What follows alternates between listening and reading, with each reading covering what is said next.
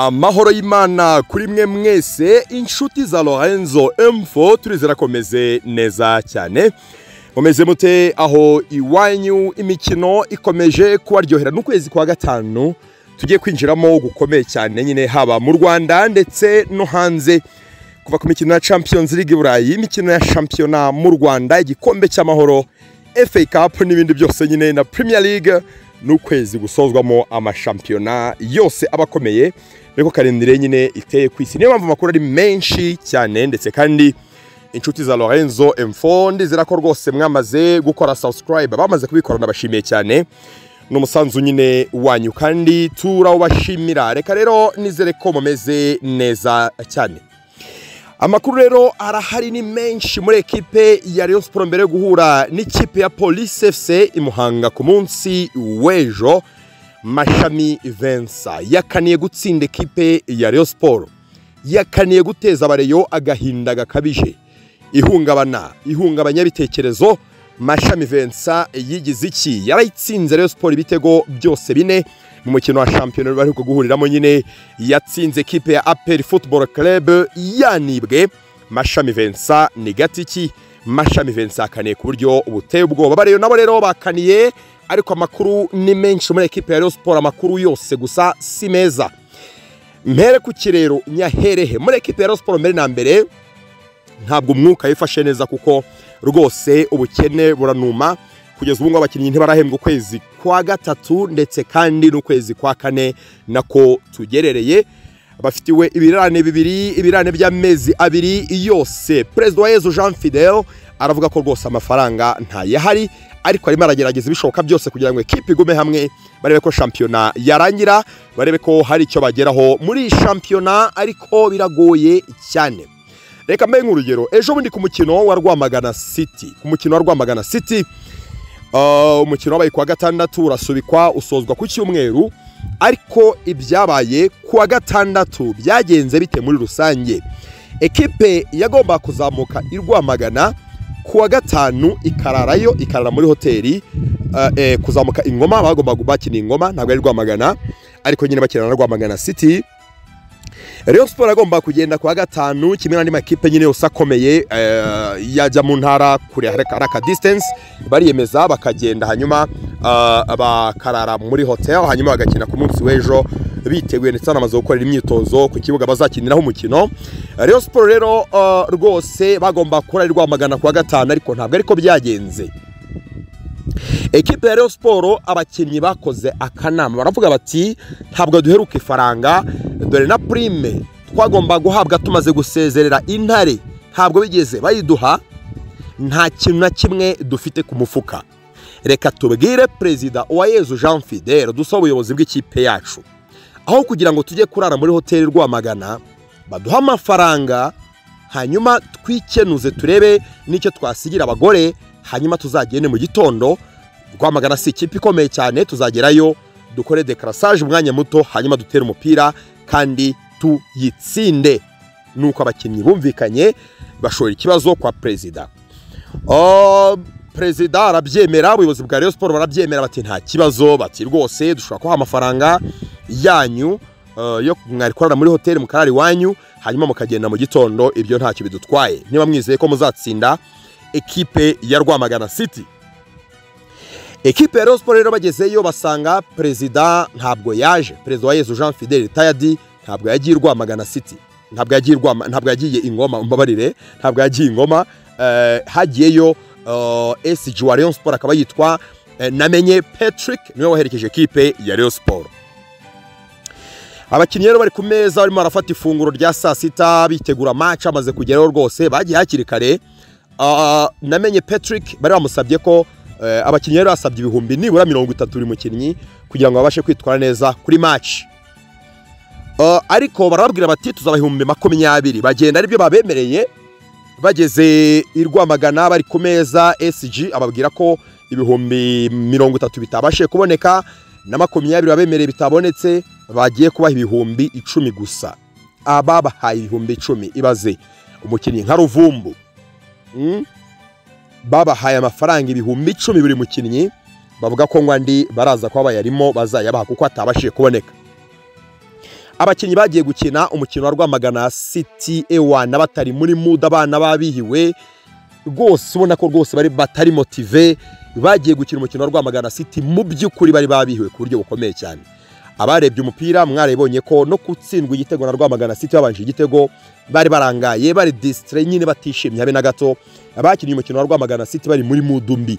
Twavuga ko Rayon Sport yagize imana, imvura iragwa, umukino urasubika, Rayon Sport yabyungukiyemo kuko iyo bitaza kugenda uko uburyo abakinnyi bari bahagaze, morale iri hasi bari bafite, Rayon Sport yashoboraga gutsindwa uriya mukino igataha nta manota ifite, amahirwe y'igikombe cya shampiyona cyangwa se n'umwanya wa kabiri akabayoyokeye aho ngaho. Rayon Sport irakina, imvura iragwa, umukino urasubikwa. Umaze gusubikwa rero, maze gusubikwa wabwira ko umukino uzakinwa nk'ejo. Ubwo icyari gisigaye, Perezida wa Yezu Jean Fidèle urimo ataka ubukene muri equipe ya Rayon Sport yagomba gushakisha ahantu hava amafaranga yo gutuma abakinnyi barara muri hotel i Rwamagana, ndetse kandi no kurya, ndetse bakitegura match nyine yagomba gukurikiraho ku munsi wo ku cyumweru. Uwayezu Jean Fidèle w'icyo yakoze, Uwayezu Jean Fidèle mbabwire ko agira utugurupe tubiri twa WhatsApp. Uwayezu Jean Fidèle agira utugurupe tubiri twa WhatsApp. Akagurupe kamwe ni akagurupe karimo abakunzi ba Rayon Sport bakize bishoboye baguze seasonal ticket ya miliyoni. Hari abakire bayiguze, abo ngabo bahuriye muri groupe imwe na Perezida wa Yezu Jean Fidèle.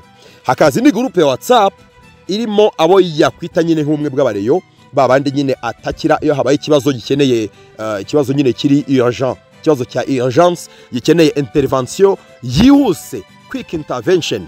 Hahandi abwira ati meze gutya reka dufashe abakinnyi, agakusanya udufaranga. Yahise rero yandika muri iyo groupe abwira ko abakinnyi bagomba kurara ingoma, nta kintu kiri muri case ya Rayon Sport, equipe ibintu bitameze neza. Ababwira ko abasaba ko bakwitanga bakagira icyo bigomwa kugira ngo equipe ibone amafaranga ya hotel yitegura umukino wo ku munsi ukurikiyeho. Babwire ko hari abagiye bavuga ko Ferwafa hari icyo yashumbushe Rayon Sport nyuma y'umukino usubitswe. Nta kintu na kimwe Ferwafa igeze ihereza Rayon Sport, kandi ntabwo biri mu nshingano za Ferwafa guha amafaranga Rayon Sport mu gihe nyine umukino wasubitswe. Oya, equipe ibigomba kwirwanaho. Yanditse ubutumwa rero Perezida wa Yezu Jean Fidèle rwose, abo yari yizeye baramutenguha, bamuriye sini ku buryo bukomeye, ku buryo nta muntu wigeze umusubiza, nta n'umuntu wigeze ugira ikintu na kimwe amubwira. Sinzi aho yakubise ibipfunsi, agira aho aguzaguza, abona amafaranga ya hotel. Ubwo rero abakinnyi nabo byarababaje, baravuga bati se kuko ntibari bazi uko byagenze, ntibari bazi aho yakuye ayo mafaranga. Yaravuze ati se amafaranga 20 batwemereye ko batabiduhaye, aya mafaranga yo kurara muri hotel ko perezida yabonye ayakuye he? Hari ku munsi wa kangahe? Hari ku munsi wa gatandatu. Ubwo nyine kugira ngo bazakine ku munsi wo ku cyumweru. Abakinnyi nabo byarababaje, baravuga bati aya mafaranga ko yabonye ya hotel ikomeye hano, kuki atubura ibihumbi 20 buri mukinnyi yari yatwemereye, ibintu perezida dukoze ni ibiki? Ku cyumweru rero bagiye kuri match batsinda igitego, babona igitego rwose, match barayitsinda bakura amanota 3 ingoma. Hari amakuru avuga ko Ruvumbu yari yivumbuye, mwagiye mubibona ku matabloid ndetse no ku macana agiye atandukanye no mu bitangazamakuru, avuga ko Ruvumbu yivumbuye, ariko icyo yasabaga yavugaga ati ngewe ndi umuntu w'umugabo, ntabwo mwampa ibihumbi 10, ahubwo ibindi bihumbi 20 mwatwemereye mumpereze ibindi bihumbi 10 mbere yuko dukina match ya Police FC. Kugira ngo rero asubize abakinnyi muri mood, Perezida wa Yezu Jean Fidèle barimo kwitegura match ya Police FC ku munsi w'ejo, match igikombe cy'amahoro, umukino wa kimwe cya kane, umukino ubanza. Barashaka gusezerera equipe ya Police Football Club. Ni equipe ikomeye, nabwiye ko ni equipe yabatsinze muri shampiyona ashize iminsi mike, ni equipe yatsinze equipe ya PRFC mu minsi mike kandi ishize. Ni equipe ya Police FC ikomeye, ifite motivation, ifite morale iri hejuru, kwitsinda bisaba imbaraga z'umurengera. Jean Fidèle rero yicaje abakinnyi, yabajyanye Rwamagana, niyo bagomba kurara uyu munsi. Yamaze kubakoresha inama uyu munsi, ababwira ati mwabahungu mwe mwihangane, ndimo ndashaka amafaranga, ndimo ndakwitinza ibipfunsi, ndimo ndatuzuzanya, ndimo ndasaba muri Score, ndimo ndasaba muri Radiant, ndimo ndasaba mu bafatanyabikorwa bose bacu dufite, kugira ngo ndebe ko nababonera mbere na mbere salary zanyu, imishahara yanyu y'ukwezi kwa gatatu n'ukwezi kwa kane, hanyuma kandi ndebe ko naba prime nabagomba kubaha ku mukino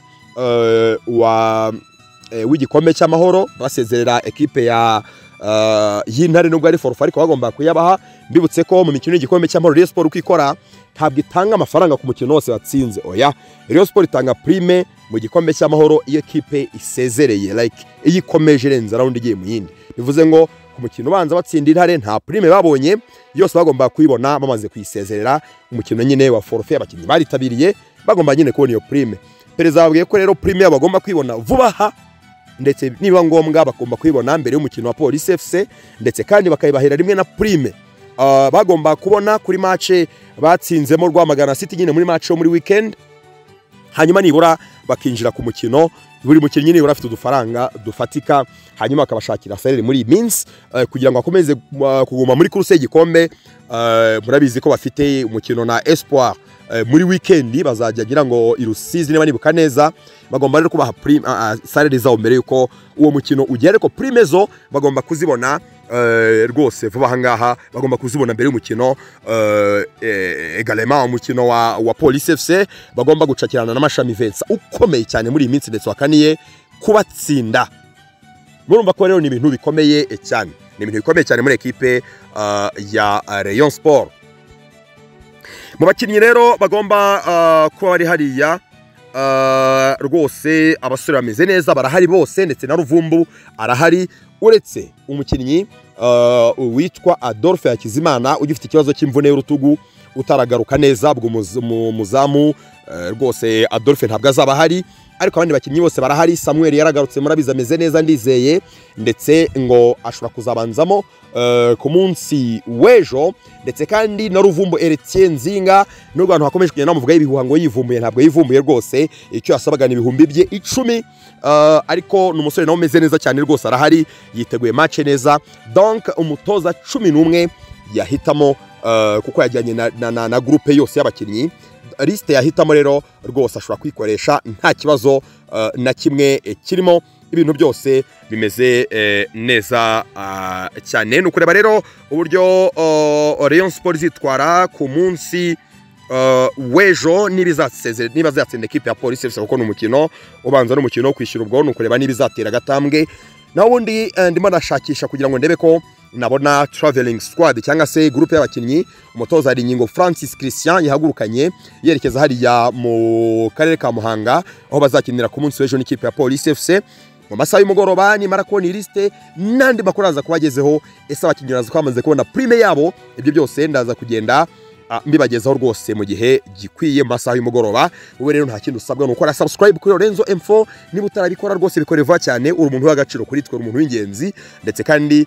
niba utarakora kuri yanzo ya notification ikore, bigufasha kubona amakuru akiva kuri donc inkuru ikigeraho tugitangira gu premiering, uhita ubona notification muri notification nyine zawe, ugahita ufungura inkuru ukayitanga abandi, ugakora comment, ugakora like, ibintu byose bikagenda neza cyane, ndetse ukazisangiza n'abandi, ubundi ibintu bikagenda neza cyane. Reka turebe ku munsi w'ejo uko bizagenda. Sino ntago ari ugusaba zakina, abandi bazaba bakina imikino ya kimwe, abandi bazaba bakina imikino yo kwishyura, andi makipe azakina imikino yo kwishyura, mu gihe equipe ya Rayon Sport izakina umukino ubanza. Murabizi ko nyine kubera Intare FC ibimanza nyinshi zigiye zitandukanye byatumye Rayon Sport idakinira ku gihe, bituma rero umukino ukererwa. Abandi rero bazaba bari muri mu mikino ya kimwe cya kane, ariko nyine bazaba bakina imikino yo kwishyura, nka equipe ya Musanze FC zaba yakira equipe ya Mukura batsinze kimwe ku busa. Ku munsi w'ejo Musanze FC yavuze ko abafana bagomba kwinjira ubuntu bose kuri stade ubworoherane. Niba rero mu karere ka Musanze, ku munsi w'ejo ugomba kuzagera kuri stade ukare umupira. Hanyuma rero bazaba ari i Muhanga ku munsi w'ejo, akaba rero ariho Police FC izakirira equipe ya Rayon Sport. Hanyuma kandi equipe ya Marine FC izakirira n'ikipe ya PRFC, birumvikana bagomba gukina uyu munsi. Uyu munsi tutariki zingahe kandebe neza. Uyu munsi nibwo equipe ya Marine FC igomba gukina n'ikipe ya PRFC. Hanyuma rero equipe ya Rayon Sport yo izagaruka mu kibuga ubwo umukino wo kwishyuza ukina tariki 3 z'ukwezi kwa gatanu. Urumva ko rero rwose yakiri igihe yakiri iminsi, murumva ko ni imikino ikomeye cyane Rayon Sport igomba kwitwaramo oseriye kugira ngo irebe ko nibura yatwara igikombe cy'amahoro cyangwa se kagera kuri final, ndetse kandi gashaka umwanya wa kabiri muri championnat niba idashobora kubona igikombe muri iyi season. Reka mashimire kandi mbifurize ibihe byiza. Ni Lorenzo M4, komeza rero ubari natwe kuri Lorenzo M4. Bye bye.